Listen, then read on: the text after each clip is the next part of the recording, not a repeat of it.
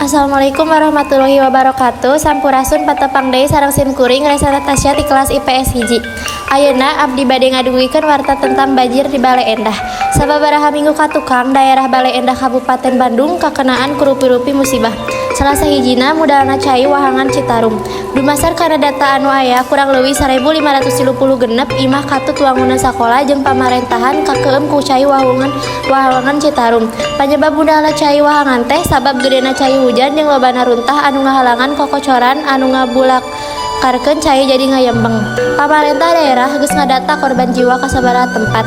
Sabab dumasar kana hasil laporan ti warga, masyarakat teu saeutik ayana korban jiwa anu kabawa banjir. Masyarakat Kota Bandung ngarasa prihatin ku ayana musibah eta. Masyarakat oge ngayakeun tareka ngumpulkeun warga keur sumbangkeuneun ka warga anu kenaan musibah eta. Sakitu wae warta anu tiasa disimkuring dugikeun. Wassalamualaikum warahmatullahi wabarakatuh.